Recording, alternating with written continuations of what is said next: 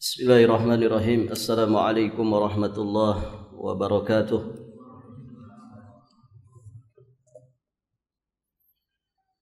Alhamdulillahi rabbil alamin. Wabihi nasta'in ala umuri dunya waddin. Wassalatu wassalamu ala ashrafil anbiya'i wa imamil mursalin, Nabiyyina Muhammadin alaihi afdalus salati wa atammu taslim, wa ala alihi wa ashabihi ajma'in wa sallama tasliman mazidan ila yaumiddin, thumma amma ba'd. Allahumma inna nas'aluka ilman nafi'an wa na'udzu bika min ilmin la yanfa'. Para hadirin, ikhwati fid din, rahimani wa rahimakumullah. Kita bersyukur kepada Allah Subhanahu wa taala. Pada malam hari ini insyaallah kita akan melanjutkan pelajaran kita masih di pembahasan Kitabut Tauhid alladzi huwa haqqullah 'alal 'abid, karya Syekhul Islam Al-Imam Al-Mujaddid Muhammad At-Tamimi An-Najdi Al-Hambali alaihi rahmatullah. Baik para jamaah, kita masuk di bab ke-46. Qala al-muallif rahimahullahu ta'ala, babut tasammi biqadil qudah wa nahwihi. Babut tasammi biqadil qudah wa nahwihi. Bab menggunakan gelar qadhi al-qudah, yakni hakim segala hakim dan sejenisnya. Yang sejenis dengan itu nanti akan disebutkan di sini. Ada syahansah, kemudian hakimul hukam, sayyidus sadat, sultan as-salatin, dan yang semisal dengan itu. Baik, para jamaah yang dirahmati Allah. Kemudian dinukilkan di sini riwayat di dalam kitab As-Sahih. Yang dimaksud adalah Sahih Al-Bukhari. Juga riwayat ini ada di dalam Sahih Muslim. Diterima dari jalan sahabat yang mulia Abu Hurairah radhiyallahu taala anhu. Beliau berkata, dari Nabi sallallahu alaihi wa alihi wasallam, beliau bersabda, "Inna akhna'a ismin indallahi rajulun tasamma malikal amlak, la malika illallah azza wa jalla." Sesungguhnya nama yang paling hina di hadapan Allah adalah seseorang yang menamakan dirinya Malikul Amlak, rajanya para raja atau raja di raja. Sesungguhnya kata Nabi, la malika illallah azza wa jalla, tidak ada raja yang hak selain Allah. Kemudian Sufyan mengatakan, mithlu syahansyah. Contoh yang lainnya adalah orang yang menamakan dirinya syahansyah. Syah itu raja, ya, syahansyah berarti sama seperti Malikul Muluk atau Malikul Amlak, raja di raja. Kemudian di riwayat yang lain dikatakan, aghyadhu rajulin 'alallahi yaumal qiyamati wa akhbathuhu. Orang yang paling dimurkai dan paling buruk di hadapan Allah Subhanahu wa taala pada hari kiamat adalah rajulun tasamma Malikil Amlak atau syahansyah, ya, atau yang sejenis dengan itu. Jadi di riwayat pertama dari Abu Hurairah dikatakan akhna'a ismin, nama yang paling hina di hadapan Allah. Di riwayat yang kedua, riwayat Imam Ahmad, aghyadhu rajulin 'alallah yaumal qiyamah wa akhbathuhu. Orang yang paling dimurkai dan paling buruk di hadapan Allah pada hari kiamat. Baik para jamaah, dua riwayat ini menjelaskan kepada kita tentang haramnya memakai nama atau menggelari dengan nama atau gelar Malikul Amlak atau Malikul Muluk atau Syahansyah tadi, raja di raja, dan seluruh nama yang menunjukkan kepada puncak keagungan tertinggi, ya, seperti Qadil Qudat yang kemudian dijadikan judul oleh penulis rahimahullahu ta'ala, ya, atau Hakimul Hukam, Sultanus Salatin. Ini tidak boleh, sultannya para sultan. Taib, para jamaah, mengapa hal ini dilarang atau diharamkan? Syekh Shalih Al-Fauzan rahimahullahu ta'ala di dalam kitabnya, beliau punya kitab syarah dari kitab At-Tauhid, ya, Al-Mulakhas fi Syarah Kitab Tauhid. Beliau menyampaikan bahwa di dalam bab ini penulis rahimahullahu ta'ala menjelaskan bahwa menamai diri, ya, dengan nama yang mengandung unsur menyekutukan Allah Subhanahu wa ta'ala dalam masalah ta'zim, pengagungan, ini merupakan satu bentuk kesyirikan dalam rububiyah. Karena tidak ada yang maha agung, tidak ada yang maha besar kecuali hanya Allah Subhanahu wa ta'ala. Tidak ada yang maha mengatur, menguasai, menghidupkan, mematikan, memberi manfaat, menolak madarat kecuali hanya Allah Subhanahu wa ta'ala.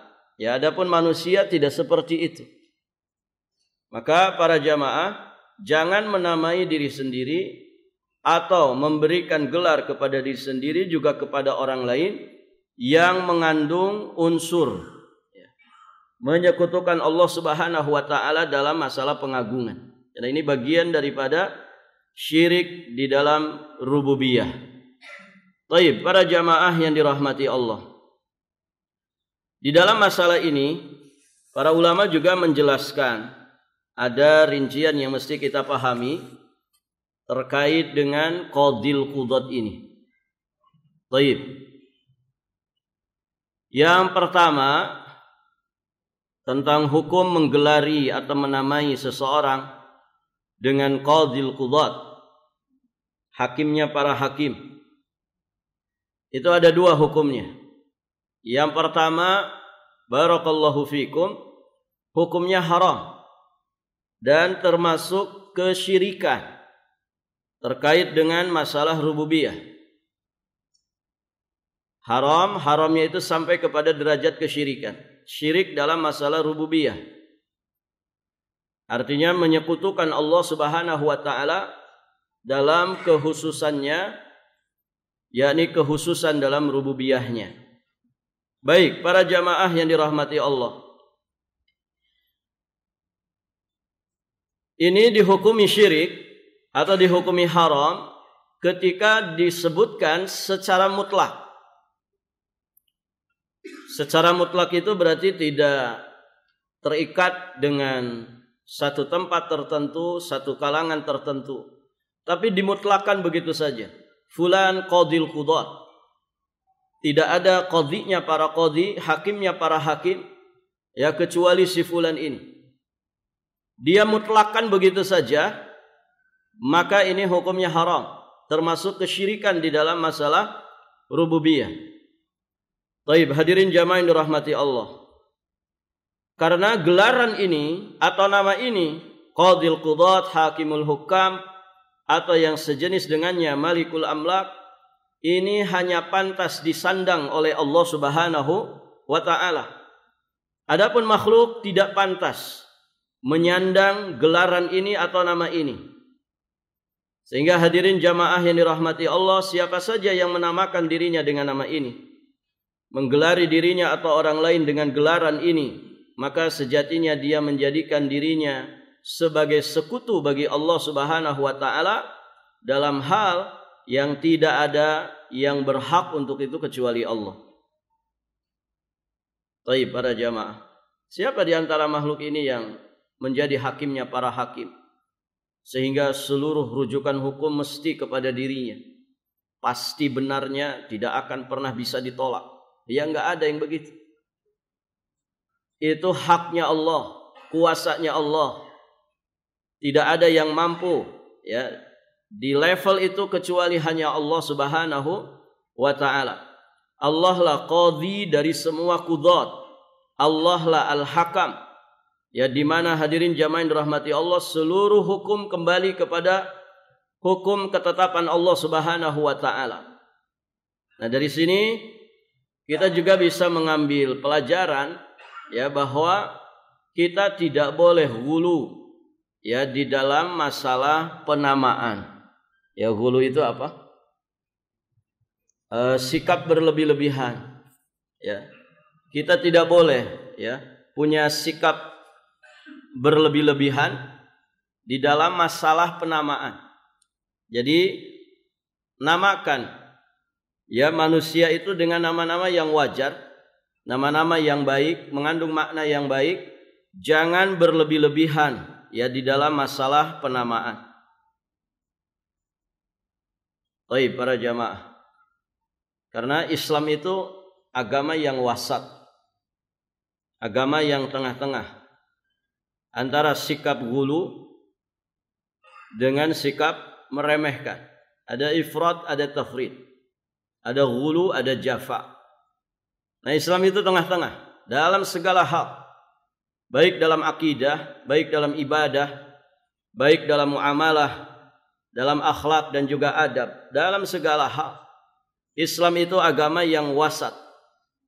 Sehingga hadirin jamaah yang dirahmati Allah, kewasatan agama ini yang kemudian berupaya dirusak oleh iblis dan bala tentaranya dari bangsa jin dan juga manusia. Bagaimana manusia itu tidak berjalan di atas jalan Allah yang lurus, jalan yang wasatiyah, ya, sehingga dia terjatuh ke dalam imma ifrat, imma tafrid. Imma sikap berlebih-lebihan atau sikap meremehkan dalam segala hal. Oleh karenanya, hadirin jamaah yang dirahmati Allah, siapa yang kemudian di dalam beragama dia tidak mau bersikap pertengahan, maka orang ini biasanya celaka. Karena jalan yang wasat ini itulah siratal mustaqim. Sehingga ketika orang beragama tidak mau bersikap dengan sikap wasatiyah, berada di atas siratal mustaqim, sikap pertengahan, maka pasti dia akan celaka. Celakanya imma dia jatuh ke jurang yang namanya jurang ghulu, ataukah dia terperosok ke dalam jurang yang disebut dengan tafrid, yakni meremehkan. Barakallahu fikum. Imam Al-Auza'i rahimahullahu ta'ala, beliau menegaskan ya bagaimana di antara makar syaitan ya untuk kemudian menyesatkan manusia. Imam Al-Auza'i menyampaikan, ma min amrin amarallahu bihi illa aradahu asy-syaitan bi khaslatain la yubali ayyuhuma asaba al-ghulu wa taqsir. Jadi kata Imam Al-Auza'i, tidak ada satupun perintah yang Allah Subhanahu wa taala perintahkan dengannya kecuali perintah itu akan dihalangi oleh syaitan. Perintah itu akan dihalang-halangi oleh syaitan dengan dua sifat. Yang pertama ya, hadirin jamaah yang dirahmati Allah, al-ghulu, sikap berlebih-lebihan. Kemudian yang kedua taksir, sikap meremehkan. La yubali ayyuhuma asaba. Setan tidak peduli lagi mana di antara keduanya yang berhasil. Jadi kalau ada perintah para jamaah yang diperintahkan oleh Allah, maka dihalangi manusia dari perintah itu dengan dua senjata ini. Diserang manusia ya ketika dia mau melaksanakan perintah itu dengan dua senjata ini, ghulu dan taksir. yakni sikap berlebih-lebihan dan sikap meremehkan. Setan tidak peduli dengan senjata yang mana dari dua senjata ini, kemudian manusia terperangkap. Karena dua-duanya binasa, mencelakakan. Baik, para jamaah yang dirahmati Allah. Maka ittabi'u wa la tabtadi'u faqad kufitu. Begitu kan nasihatnya Abdullah bin Mas'ud. Ikuti Nabi sallallahu alaihi wasallam. Ya, jangan berbuat sesuatu yang ngada-ngada di dalam syariat dan agama ini. Faqad kufitum, itu sudah cukup bagi kalian. Yang benar dari Nabi saja mungkin belum banyak yang kita amalkan, belum banyak yang kita praktekkan. Mempelajarinya saja mungkin belum, gitu ya. Bagaimana lagi mempraktekkannya? Baik, para jamaah yang dirahmati Allah Subhanahu wa taala. Termasuk di dalam masalah penamaan. Jadi qadhil qudat, hakimul hukam, malikul amlak, syahansah atau yang semisal dengan itu. Barakallahu fikum. Ya, kalau dimutlakkan begitu saja untuk menamai seseorang, maka ini hukumnya haram. Dan para jamaah yang dirahmati Allah, itu bagian daripada kesyirikan dalam masalah rububiyah. Ini hukum yang pertama. Hukum yang kedua, nama atau gelaran ini boleh apabila dia muqayyad. Muqayyad itu lawan mutlak. Kalau mutlak berarti secara umum begitu saja, tidak diikatkan dengan sesuatu. Kalau muqayyad itu diikatkan dengan sesuatu. Jadi nama ini atau gelaran-gelaran tadi ini itu dibolehkan kalau dia muqayyad, terikat ya dengan waktu tertentu, dibatasi dengan wilayah atau tempat tertentu, kalangan tertentu, maka para jamaah yang dirahmati Allah itu boleh saja. Misalkan qadil qudat Irak, qadil qudat Irak, qadil qudat Saudi, qadil qudat Indonesia, qadil qudat Misri. Ini boleh. Qadhi qudotnya Mesir, qadhi qudotnya Irak, qadhi qudotnya Indonesia. Berarti kan hanya wilayah Indonesia saja, hanya wilayah satu negara saja, tidak dimutlakkan. Artinya misalkan ada hakim, saking bijaksananya ini hakim, ya hakim yang bijaksana, tidak bisa disogok-sogok, tidak bisa dilicin-licin, begitu ya, tidak bisa dinego-negosiasi, pokoknya tidak ada, lempeng saja dia lurus menegakkan hukum. Barakallahu fikum, para hadirin jamaah yang dirahmati Allah, saking bijaksananya kemudian dikatakan dia qadhi qudotnya Indonesia. Boleh. Walaupun hadirin jamaah yang dirahmati Allah, ternyata para ulama yang memperingatkan tetap selayaknya ditinggalkan. Jadi walaupun boleh, karena dia dibatasi tempat, dibatasi waktu mungkin. Qadil qudat fi zamani, dia adalah seorang hakimnya para hakim di masanya. Ya dia boleh karena dibatasi waktu, dibatasi tempat, atau dibatasi kalangan tertentu. Walaupun boleh, namun para ulama tetap ya menyarankan dan memperingatkan sebaiknya yang seperti ini juga ditinggalkan. Apa alasannya, ikhwan? Apa alasannya? Misalkan apa ya? Ahlinya para ahli. Ahlinya para ahli, intinya para inti. Atau apapun itu ya. Yang ada unsur, wah ini istimewa sekali ini orang. Ini sebaiknya ditinggalkan. Kenapa? Ini apa hikmahnya? Kenapa para ulama kemudian menasehatkan supaya istilah-istilah seperti ini itu ya tidak disematkan kepada siapapun. Karena hadirin jamaah yang dirahmati Allah, terkadang nama-nama seperti itu, gelaran-gelaran yang istimewa seperti itu mengantarkan seseorang itu kepada sifat ujub. Apa ikhwan? Ujub. Ujub terhadap dirinya sendiri. Nanti bahkan bisa lebih parah lagi, jadinya bukan sekedar ujub, tapi jadi takabur, jadi sombong. Sehingga kalau sudah seperti itu, ya orang itu kalau sudah sombong, takabur, na'udzubillah, ini dosanya iblis. Gitu ya. Dosa iblis itu apa? Sombong kan? Ana khairum minhu. Saya lebih baik dari dia. Saya lebih baik dari Adam. Khalaqtani min nar wa khalaqtahu min tin. Engkau ciptakan Adam dari tanah, engkau ciptakan dari api, sedangkan Adam engkau ciptakan dari tanah. Jadi versinya iblis, api itu lebih baik daripada tanah. Nah ini sombong, takabur. Dan berbahaya sekali para hadirin jamaah yang dirahmati Allah.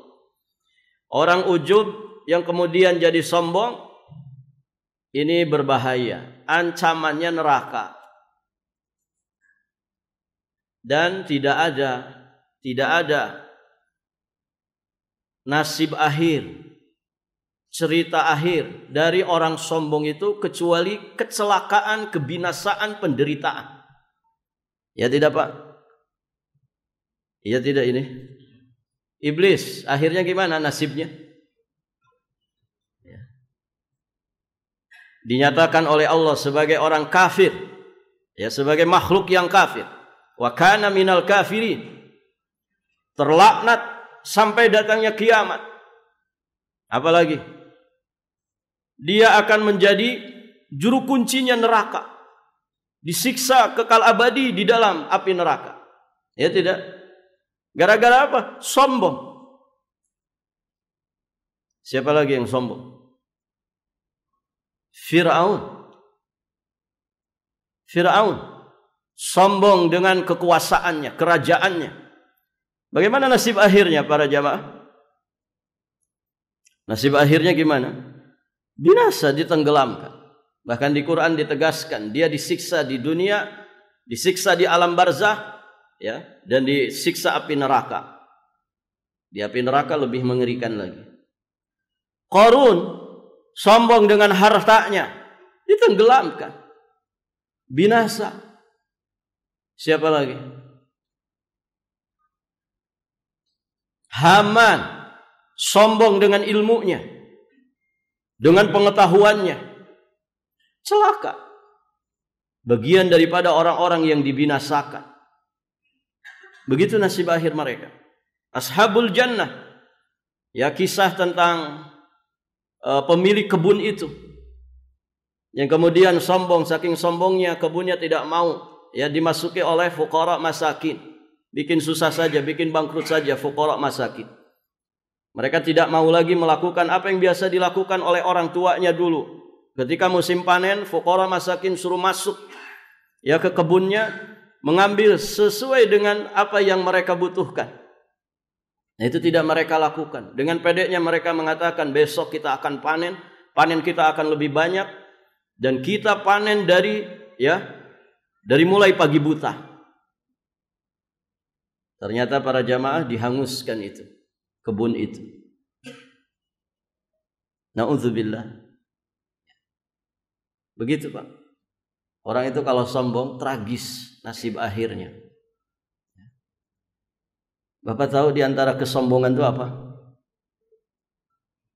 Di antara ciri orang itu sombong, joget. Aslinya ini. Orang joget itu orang sombong. Apa ayatnya? Wala tamshi fil ardi maraha. Janganlah engkau berjalan di muka bumi ini dengan maraha, congkak, penuh kesombongan. Salah satu tafsirannya, di antara bentuk kesombongan itu rokos. Rokos itu orang joget-joget. Ada nggak orang joget-joget itu natural begitu saja? Ada. Ya namanya bukan joget. Joget itu pasti dibuat-buat. Kadang dia berjalan ke kanan, kadang dia berjalan ke kiri, lenggak-lenggok, tangannya, kakinya, pinggangnya, kepalanya. Itu sombong. Jadi paling mudah melihat orang sombong ya orang-orang joget. Taib para jamaah. Apalagi joget di atas penderitaan orang. Wah, itu lebih ngeri lagi. Para hadirin jamaah yang dirahmati Allah. Dan bisa saja nasibnya sama seperti para pendahulunya. Ya kan? Bisa saja sama. Mengerikan para jamaah.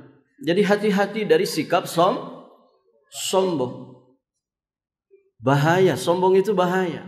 Orang sombong saja Pak, muak sama orang sombong. Gitu ya. Apalagi orang tawadu. Gitu. Baik, para jamaah. Orang sombong itu nggak suka disombongin. Sama kayak penipu, dia nggak suka ditipu sama orang. Kan begitu. Nah itu para jamaah yang dirahmati Allah. Jadi kenapa gelaran-gelaran tadi sebaiknya juga ditinggalkan. Walaupun dia muqayyad, dibatasi dengan wilayah, dibatasi dengan satu tempat, dibatasi dengan satu kalangan tertentu. Karena di sini, ya, di sini hikmahnya supaya orang itu tidak terjatuh ke dalam ujub. Karena ujub itu bahaya, bibit kesombongan. Ujub itu kan dari hati dulu. Ujub, siapa dulu saya? Rasa-rasanya di komplek ini nggak ada paling kaya kecuali saya. Dia nggak ngomong apa-apa, cuman hatinya saja bergumam. Itu ujub Pak. Ujub. Rasa-rasanya di sini nggak ada orang yang lebih berilmu dari saya. Ya. Walaupun ketika dia dikatakan, masya Allah ya antum ini alim banget. Enggak kok, enggak, biasa aja. Ya.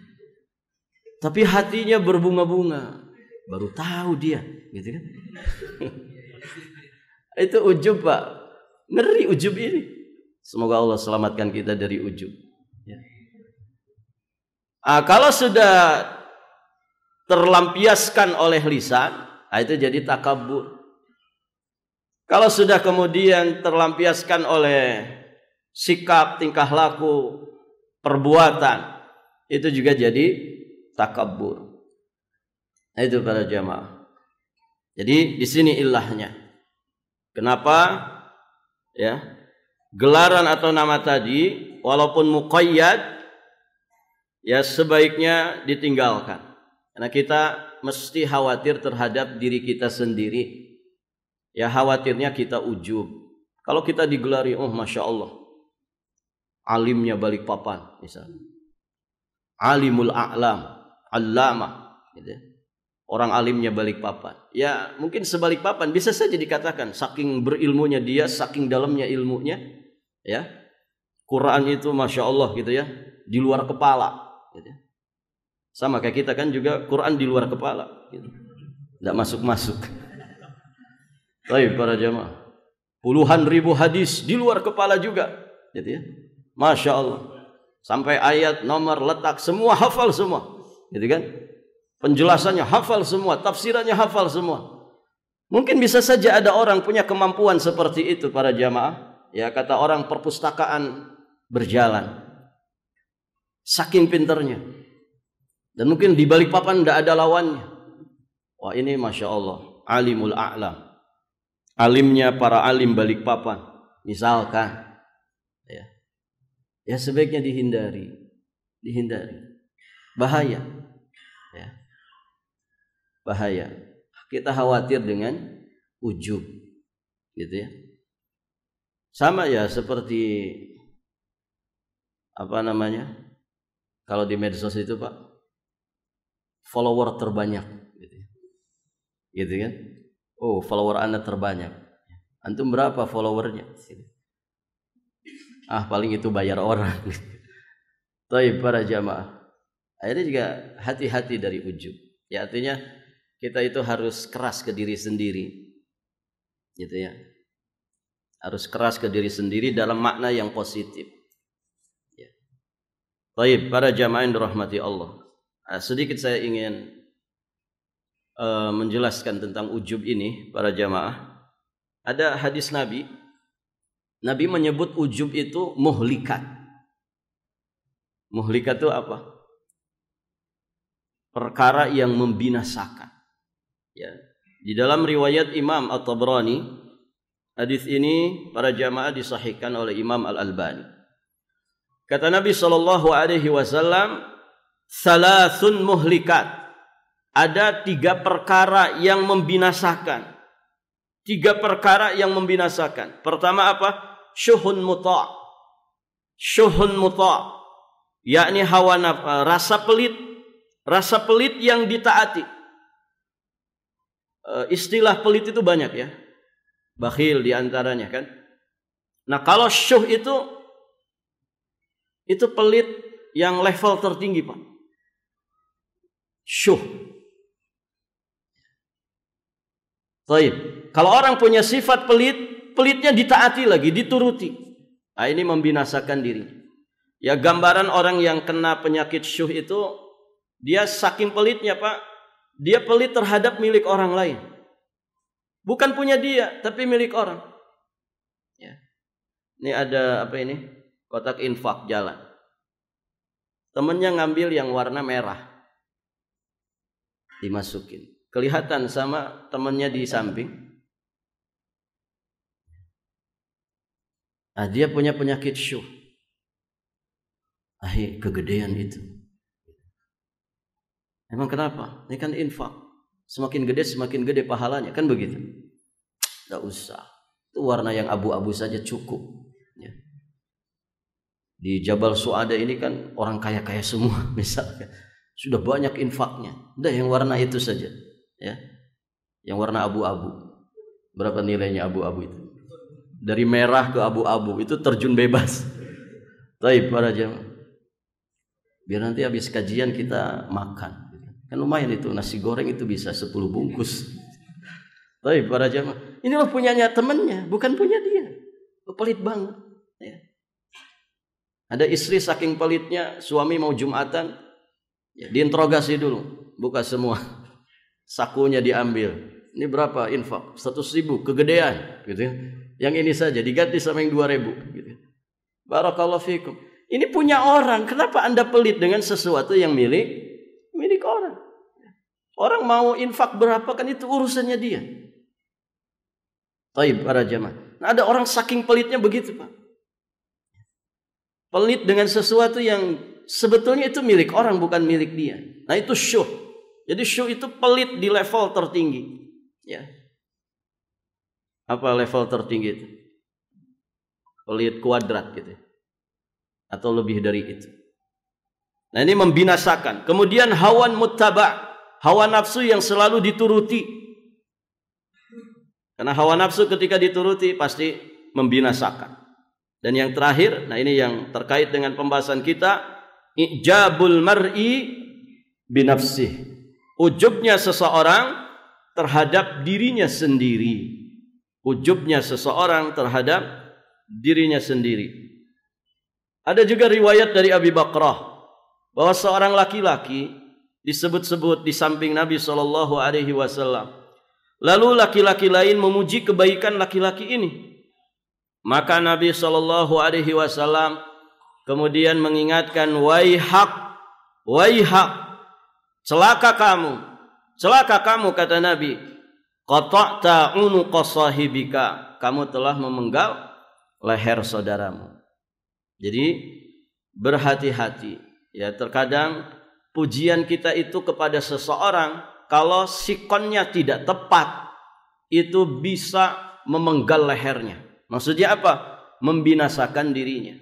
Maka Umar ibn Khattab radhiyallahu taala anhu, ya di satu asarnya beliau sampai mengatakan al-madhu adzabhu. Al-madhu adzabhu. Pujian itu sejatinya adalah penyembelihan. Bikin orang binasa. Barakallahu fikum. Nah demikian para hadirin jamaah yang dirahmati Allah, mungkin ini saja yang bisa disampaikan pada kesempatan ini. Semoga bermanfaat dan ya selayaknya bagi kita sebagai muslim mukmin yang berusaha menjaga nilai-nilai ketauhidan kita untuk berhati-hati di dalam lisan, ya berhati-hati, barakallahu fiikum, ya jangan sampai kita melakukan sesuatu yang bisa merusak nilai-nilai keimanan dan juga ketauhidan kita, ya termasuk di dalam masalah penamaan, ya dan juga menggelari seseorang. Jangan bersikap berlebih-lebihan di dalam masalah ini. Baik para jamaah, sama juga menamakan anak-anak kita, anak keturunan kita. Tasmiyah kepada anak keturunan itu kan tanggung jawab siapa? Orang tua mentasmiyah anaknya, dan kita sudah dibimbing, ya. Berikan nama-nama yang baik kepada anak-anak kita, ya jangan berlebih-lebihan, juga jangan sampai kita meremehkan masalah ini, tapi tengah-tengah sesuai dengan aturan Allah dan Rasulnya, begitu. Karena ada orang yang berlebih-lebihan, Pak, ya di dalam masalah penamaan, ya sehingga dia menamakan barakallahu fikum anak-anaknya ya dengan sesuatu yang sebetulnya ini gulu, ya berbahaya. Misalkan yang sempat viral itu apa?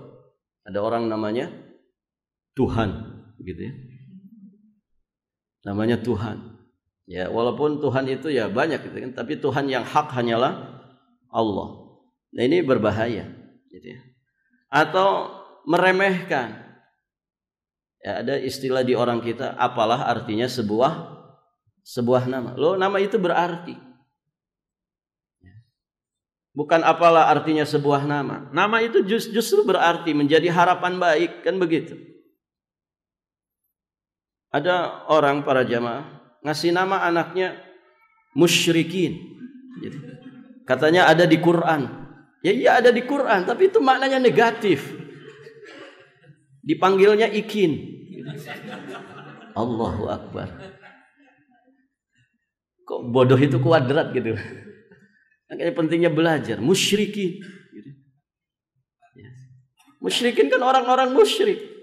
Jadi seakan keren ya, musyrikin. Ya, dipanggilnya ikin. Ini ibu-ibu yang cerita, Pak, asli di kampungnya. Terus ada katanya di kampung saya orang namanya musyrikin, dipanggilnya ikin. Ya enggak boleh. Kalau yang dimaksud ya katanya di Quran ada, Ustaz. Musyrikin kan orang-orang musyrik. Ada lagi ya, saya waktu itu nasihat di acara akikah. Ada sesi tanya jawab, jadi bapak-bapak cerita. Ustaz, di kampung saya ada anak nakalnya minta ampun, tapi katanya namanya dari Quran. Ini lagi-lagi dari Quran, Pak. Siapa namanya, Pak? Zalimun, gitu. Ya gimana enggak? Nama itu nama buruk. Zalimun itu orang-orang yang zalim. Ini orang tua bertanggung jawab para jamaah. Ngasih nama anak itu jangan sembarangan. Jangan berlebih-lebihan, jangan sembarangan juga.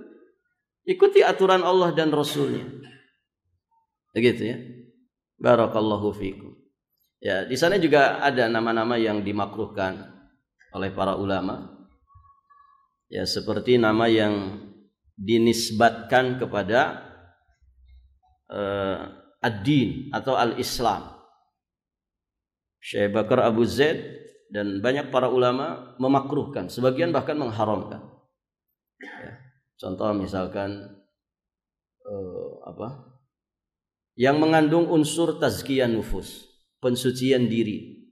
Kan di dalam ayat ada ya, fala tuzakku anfusakum.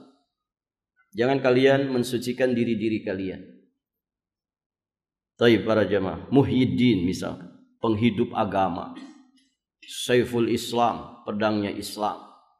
Ya, Nurul Islam, cahaya Islam. Ini sebagian ulama memakruhkan karena mengandung unsur tazkiyatun nufus. Taib para jamaah yang dirahmati Allah.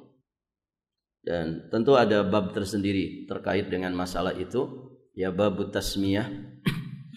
Bab menamakan anak keturunan dengan nama-nama yang indah dan nama-nama yang baik. Maka ya di sini pentingnya kita belajar ya supaya tidak salah kaprah. Allahu a'lam bissawab. Baik para jamaah, sampai di sini pelajaran kita. Semoga apa yang dibahas bermanfaat bagi kita semua. Insyaallah taala nanti selanjutnya kita akan membahas bab tentang memuliakan nama-nama Allah dan mengganti nama untuk tujuan memuliakan nama Allah. Ini masih terkait dengan nama ya. Insyaallah nanti kita lanjutkan di kesempatan berikutnya. Subhanakallahumma bihamdik asyhadu an la ilaha illa anta astaghfiruka wa atubu ilaik. Assalamualaikum warahmatullahi wabarakatuh.